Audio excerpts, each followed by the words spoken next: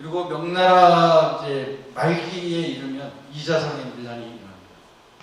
중국 전 역사 밀란에서 가장 그 큰 밀란은 가장 대표적인 밀란은 황소 밀란이 있고 또 하나가 이자성 밀란입니다.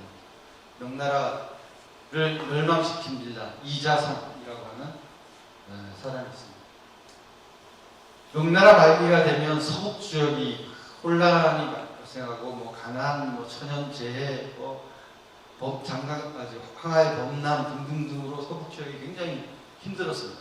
그때 우후죽순으로 밀란의 깃발을 든 사람들이 연달아 나타난 거죠. 왕가윤, 왕자용, 고영상, 장원충, 나여제 이 사람들이 막 일어나고 이자성도 장수로서 이렇게 참여하게 되는데 누구의 장수로 들어가냐면 이 고영상의 부하 장수로 들어갑니다. 그래서 이 고영상이 이제 여러 밀란군들의 우두머리가 되는 거죠. 그래서 틈왕이라고 하는 그 이름으로 이제 고영상이 활동하고 틈왕 밑에 있는 이제 장수라고 해서 틈장이라서 이자성이 활동을 하게 됩니다. 그러다가 이 형량이라고 하는 곳이 있습니다. 형량이 정도 하남성 쪽에 가운데 쪽에 형량이라고 하는 곳에서 고영상을 중심으로 전국에서 어떤 아마 대략 13개 정도 되는 밀단군 세력들이 다 한꺼번에 모여요. 연합 작전을 펼치기 위한 세력을 모은 다음에 여기서 앞으로의 전략 전술을 어떻게 해 나갈 것인가에 가지고 대토론을 벌이는 자리가 형량회의입니다. 여기에서 수많은 사람들이 막 이러자 저러자 이야기들이 많이 나왔을 거 아닙니까? 어디로 공격해야 되고 뭐 저쩌고 했을 텐데 이때 하나의 장수에 불과했던 이자성이 기발한 아이디어를 이게 바로 분병정향이라고 하는 전략 전술입니다. 뭐냐면 부대를 5개로 그래서 쪽에서 5 방향으로 나가고 주력군은 이동하면서 토벌군이 들어오면 약한 고리에 있는 것들을 주변에 있는 밀란군들이 서로 연합해서 지원하는 형태의 작전. 뭐 지금으로 보면 뭐 그냥 간단한 건데 그 당시로는 굉장히 획기적이었다고 기록되어 있고요.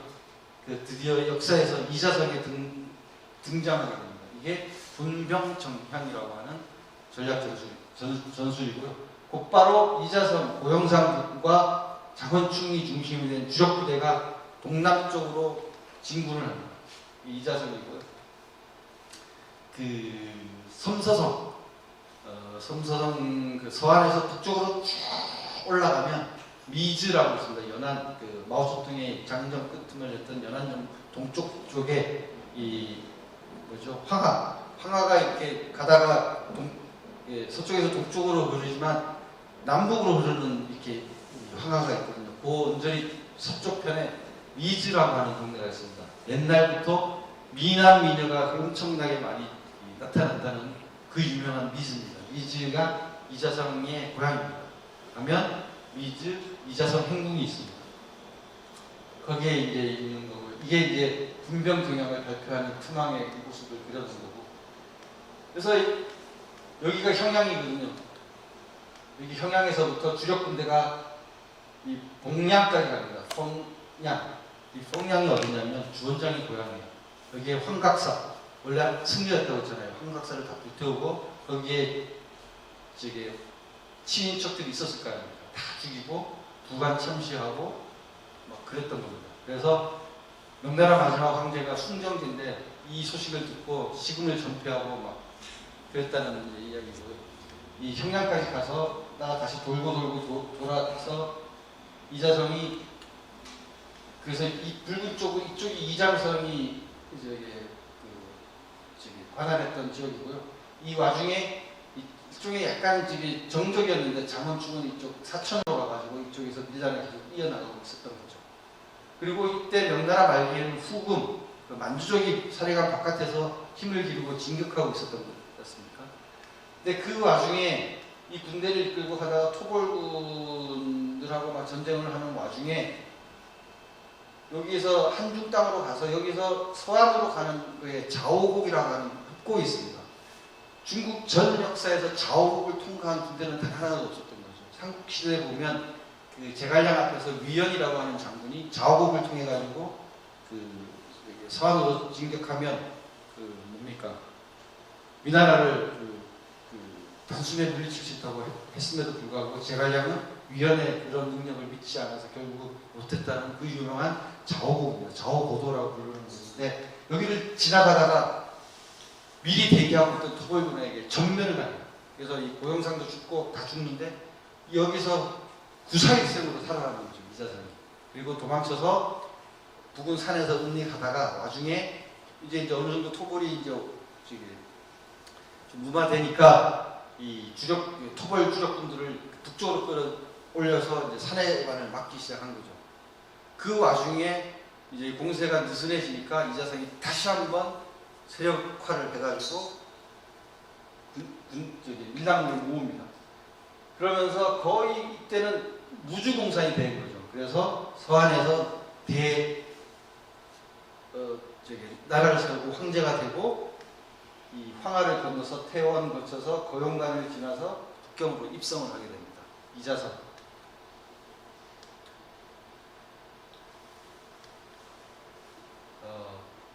사마차의 고향인 한청에 가면 한청 고성 옆에 이자성이 갔던 트망 행궁이 이렇게 있습니다. 여기 거쳐간 거죠. 그리고 여기에 이제 해방이후 문화부 장관 전한이 이 트망에 대한 이렇게 시를 썼던 게 하나 있고요. 이 전한은 중국 국가의 착사자 전한이라고 이런 칭송을 했고 이게 황하입니다. 이 황하를 건너서 이자성이 갔을 겁니다. 겨울에 갑니다. 얼음 강을 건너서 손쉽게 갔다고 전해지고요. 그리고 고영간, 만리장성, 북경 서쪽에 있는 고영간을 넘어서 베이징으로 갑니다. 그리고 명나라 숭정제가 자살을 합니다.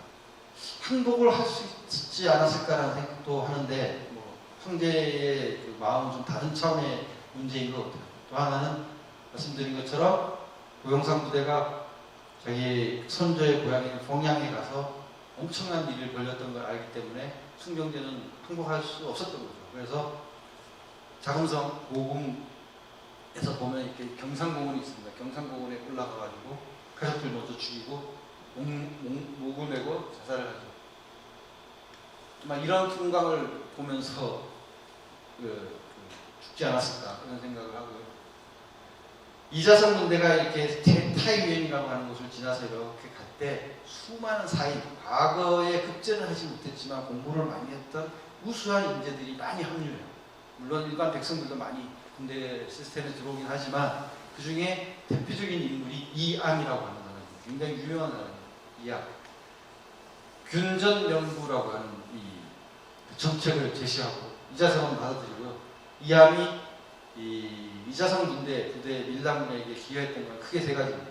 전략을. 하나는 틈망을 확인하면 세금을 안 내도 된다. 또 하나는 도륙을 줄여라. 삿셈을 아주 최소화하는 거죠. 그래서 민심을 얻어야 되니까. 그리고 빈민을 기하선상에 있는 백성들을 구제하는 이런 걸 하는 거죠. 이걸 하면서 베이징까지 수도까지 진격을 하는 겁니다. 이암의 역할. 근데 역사에서는 명사에 어떻게 나오냐면 그때 같이 이렇게 들어왔던 이 우금성이라고 하는 장군이 있습니다. 이암도 문무가 뛰어났던 천재라고 하거든요. 문무가 뛰어난 장군이기도 하지만 어쨌든 18자 주신기라고 하는 참호가 세상에 돌아다니고 있었던 거예요. 이 말을 들은 이자성이 굉장히 기뻐했다고 하거든요. 18자가 뭡니까? 성이자잖아요. 그죠? 성이자인데 우금성이 날조를 합니다. 야 사실은 이암이래. 뭐 이런 식으로. 그래서 오해를 낳아가지고 죽여버려요. 이자성이 이암을. 이게 이제 명사에 기록되어 있는데 뭐 뒷얘기가 많아요. 무슨 소리야. 역사 기록에 아무리 뒤져봐도 이암이라는 사람은 없어. 라고 주장하는 1970년대 학자들이 있었는데 불과 10몇 년 뒤에 이시 족보가 발견되면서 사실은 이암이 이신이고 아버지 양자로 가고 뭐 등등등등 해가지고 족보가 발견되면서 이암이 다시 이제 왔다 갔다 하다가 역사에 이제 살아있는 거죠. 그런 사람이 되는 뛰어난 사람인 건데 어쨌든 이자성이 그 베이징을 점령하고 자금성을 점령하고 바로 산해관 쪽으로 이렇게 가죠.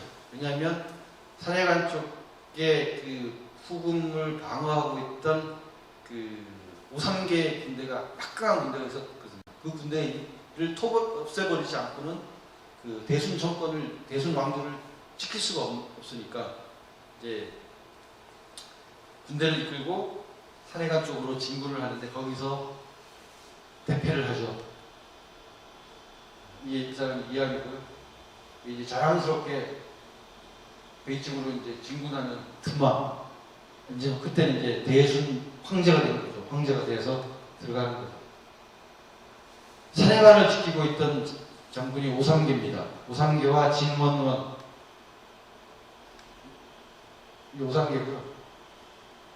사나이관에 가면 그 왕가대원이라고 하는 곳이 있습니다. 여기에서 오삼계와 진원원은 남경 쪽에 있던 강남 쪽에 있던 노래하는 기생이었어요. 이걸 이제 어쨌든 우여곡절 오삼계의 그 연인이 총애하는 비가 됐는데 베이징에 남아 있었는데 이자성의 부하 장수놈이 겁탈을 하죠. 이 소식을 듣고 원래는 오삼계가 산해관에서 투항을 하고 대순 정권 그렇다고 만주족에 투항할 수는 없으니 투항하기 위해서 북경으로 오는 차에 이 소식을 듣고 기록에 의하면 충관일로 위홍한 머리 너무 충격을 받아가지고 이 머리카락이 관을 뚫고 나온 거죠. 관을 뚫고 나올 정도로 놀라서 얼굴이 새빨개졌다라는 그런 기록이 있을 정도로 화를 내고 다시 산해관 문을 열고 후금 군대와 함께 베이징을 공략하고 선봉장으로 급하게 이자성 군대는 그 자금성 서쪽에 있는 잔영궁에서 황제 즉위식을 하고 50여일 만에 후퇴를 하는 거죠. 후퇴를 하고 오삼계는 그 길로 베이징에 머무르지 않고 곧바로 추격전에 나서서 어디까지 가냐면 본명까지 갑니다. 운남산 본명에 가서 거기서 평서왕이 되는 거죠. 여기에 분명히 나면 금전이라고 하는 이 정각이 있습니다. 자격과 똑같이 있죠. 이거는 명나라 영락제가 무당산에 진무대제를 자기 진영 얼굴로 한 거와 똑같이 거기 무당산에 있는 정상에 있는 정각과 금전이거든요. 똑같이 이렇게 만들어놨고 나중에 그 호북성 이쪽 그 호남성 쪽에 있는 그 세 개의 법 3번과 같이 해서 반란을 일으켰는데 이게 3번의 반란이고요. 여기에 실패해가지고 죽게 되는 오삼계가 죽게 되는 거죠. 후베이에 있는 둥산에서 사망을 했는데 희한한 게 그 글을 쓰다 보니까 왜 밀란 주동자들은 실패를 하고 나면 고향으로 돌아가지 않을까 이런 생각을 잠깐 한 적이 있어요. 미주로 막 안 간 거예요. 미주 쪽으로 후퇴했다가는 토벌군이 해서 자기 다 완전히 뭐 그걸 하겠죠. 어쨌든 후베이 쪽으로 쭉 내려와서 거기서 사망을 했고요. 지금도 그 죽은 곳의 진 이름이 틈왕진이에요. 근데 이 이자성의 그 이양을 중심으로 했던 그 민생의 어떤 통치 전략들이 그 1945년 마오쩌둥 정부가 장제스 정부하고 막 이렇게 3년 전쟁을 하는 내전을 하는 와중에 굉장히 활용도가 높았어요. 마오쩌둥 정부도 칭찬하고 뭐 이렇게 등등등 하면서 이자성에 대한 재평가 이런 것들을 많이 하게 된 거죠.